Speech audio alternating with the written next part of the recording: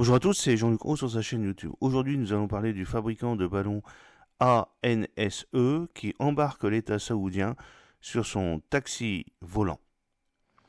La PME réalise un chiffre d'affaires de 3 millions d'euros avec 30 personnes. L'entreprise teste un concept d'engin hybride, mi-drone, mi-ballon, qui règle le problème de sécurité de survol des zones urbaines. Les premiers exemplaires pourraient être exploités en Arabie Saoudite.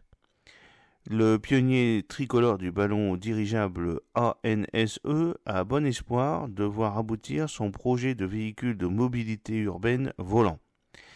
Après des mois de roadshow pour réunir l'investissement nécessaire à son prototypage, il annonce avoir levé fin 2023 une somme de 2 millions d'euros auprès du fonds souverain saoudien.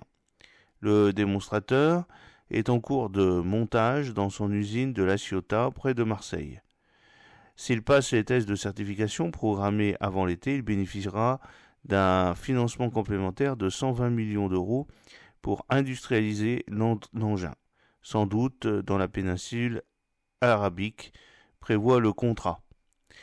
La conception de ce véhicule de transport hybride mi-ballon mi-drone est conforme à la réglementation de survol aérien. Contrairement aux aéronefs eVTOL, Electric Vertical Takeoff and Landing, imaginés par plusieurs constructeurs pour désengorger les villes, ces deux enveloppes gonflées à l'hélium, un gaz sans danger, garantissent un atterrissage en douceur en cas de panne moteur. Dans sa première version, il pourra embarquer une personne, en plus du pilote pour un vol d'1 heure à 100 km/h.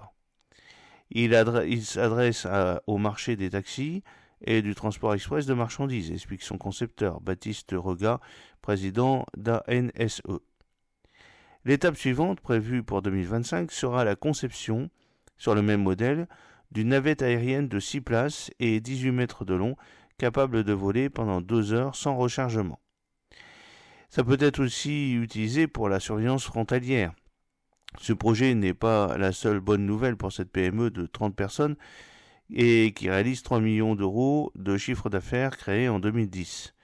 Il y a quelques mois, elle a été retenue par le consortium européen Stratobus, dirigé par Thales Alenia Space, pour concevoir et gérer le gaz de l'enveloppe du futur dirigeable stratosphérique autonome et permanent de 60 mètres de long, destiné à la surveillance des sites critiques. L'accord prévoit une livraison en fin d'année. Il crédibilise notre offre de marché, d'observation et de surveillance à partir de hautes couches de l'atmosphère entre 20 et 60 km, apprécie le patron.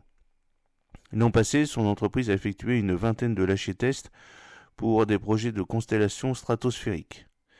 Bien moins cher que les satellites, plus précis car plus proches de la Terre, ces ballons bardés de capteurs et de caméras ont aussi un angle de vision élargi qui permet aux États de surveiller ce qui se passe au-delà de leurs frontières. Avec la montée des tensions internationales, le marché gonfle, assure Baptiste Rega. Déjà, la commande de ces ballons captifs destinés à la protection des bases d'opérations avancées fait le plein.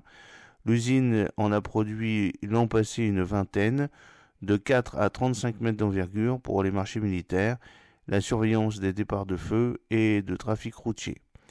Elle en prévoit le double l'an prochain. J'espère que cette petite vidéo vous a plu. N'oubliez pas de cliquer sur le pouce pour la promouvoir, de vous abonner si ce n'est pas encore fait et de partager cette vidéo sur vos réseaux sociaux. À très bientôt, fidèlement, Jean-Luc Roux.